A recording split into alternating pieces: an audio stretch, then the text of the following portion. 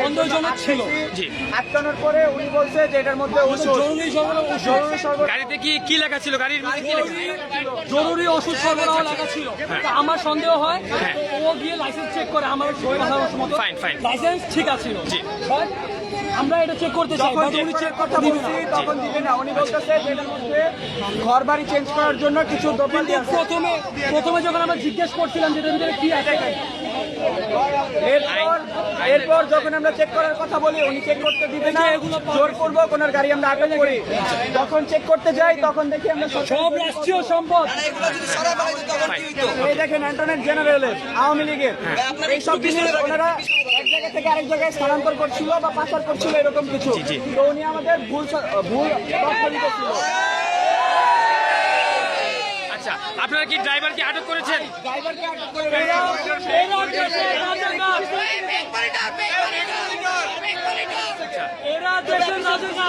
আচ্ছা, আপনারা কি ড্রাইভারকে আটক করেছেন?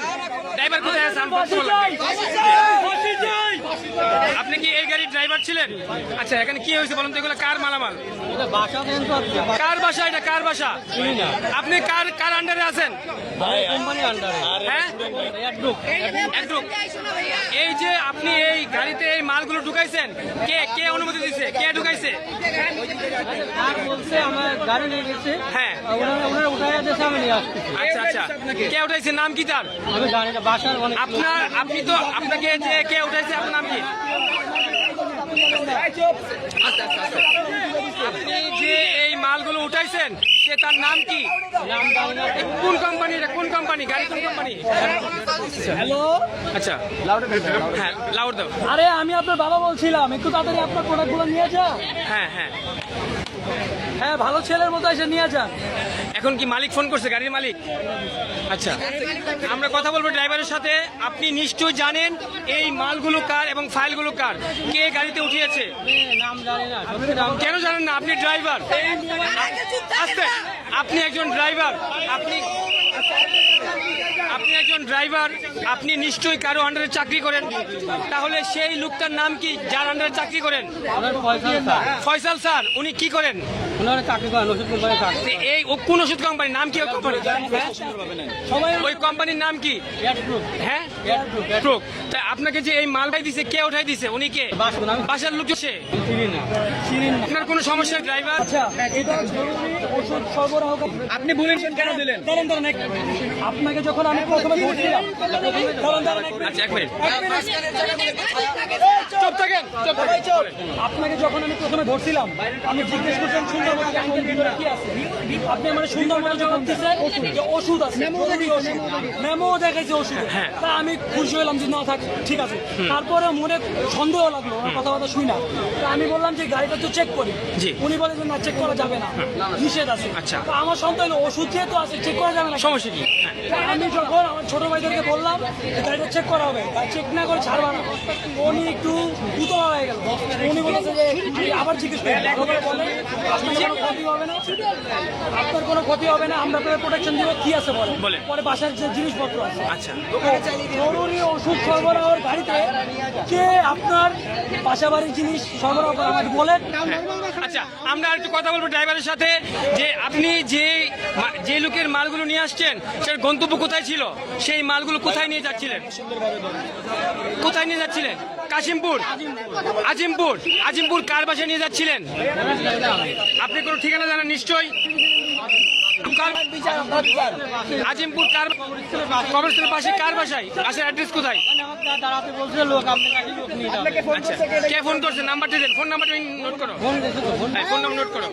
দর্শক, আপনারা দেখতে পাচ্ছেন যে একটি জরুরি ঔষধ গাড়ির মধ্যে, এই যে মানে প্রচুর পরিমাণে ফাইল, এবং আমরা দেখতে পাচ্ছি যে অ্যাটর্নি জেনারেলের ছবি সহ কে এই ব্যক্তি যে এখানে অনেকগুলো জিনিসপত্র এই গাড়ির মধ্যে লুট করে নিয়ে যাচ্ছিল।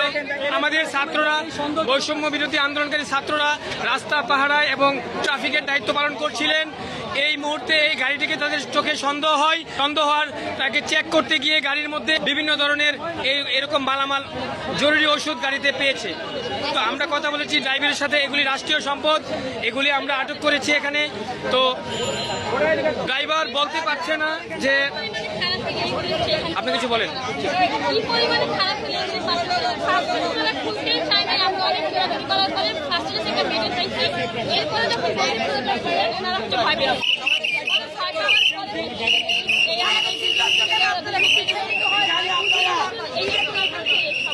Okay fine.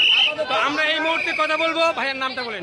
হোসাইন মোহাম্মদ সিয়াম। হোসেন মাহমুদ একজন আন্দোলনকারী স্টুডেন্ট ছিলেন, যিনি হচ্ছে রাস্তা পরিচালনার দায়িত্বে আছেন বর্তমানে বাটা সিগন্যাল মোড়ে, যার দায়িত্বে কিছু স্টুডেন্টরা এখানে রাস্তাগুলোকে ভালো করে পাহারা দিচ্ছিল এবং গাড়িগুলোকে ভালো করে সাইড করছিল। তো আমরা তার মধ্যে কিছু কথা শুনবো। আমরা ওনাকে আটক করার পর আপাতত এই গাড়ির যে পণ্যগুলো ছিল, দ্রব্যগুলো ছিল, এগুলো বাহির করছি। হ্যাঁ। বাহির করার পর ওনার গাড়ি আটক করে রাখছি। হ্যাঁ। ওনার লাইসেন্স আটক করে রাখছি। গুড। ওনার যে প্রতিষ্ঠানের মালিক, যে গাড়ির মালিক, উনি আসবে, ওনাদের সাথে কথা বলবো। জি। গাড়ি পুরোটা চেক করার পরে আমরা আইন শৃঙ্খলা বাহিনীর হাতে ওনাদের তুলে দিন। হস্তান্তর করে দিন। তো ধন্যবাদ সবাইকে।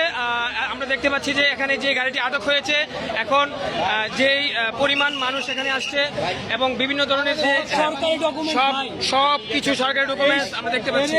এরে প্রথমে দেখে আমার সন্দেহ হয়েছে। আচ্ছা আচ্ছা আচ্ছা। সর্বপ্রথম এর দেখে সন্দেহ হয়েছে, কারণ ওর চেহারায় আইন ও বিচার বিভাগ। এই যে আমরা দেখতে পাচ্ছি যে এখানে আইন ও বিচার বিভাগ, সংসদ মন্ত্রণালয় সব সরকারি সম্পদ।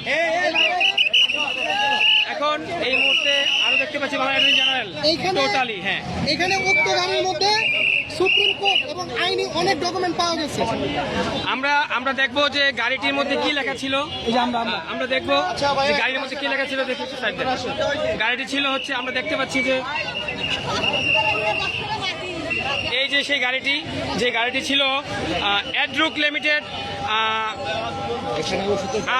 আল আরাফা ইসলামী ব্যাংক লিমিটেড, চেসিস নাম্বার এবং গাড়ির নাম্বার। এই গাড়িটির জরুরি সেবা এবং আপনারা দেখতে পাচ্ছেন যে জরুরি ওষুধ সরবরাহ কাজে নিয়োজিত এই গাড়িটি। যে গাড়িটির মধ্যে লেখা ছিল জরুরি ওষুধ সরবরাহ।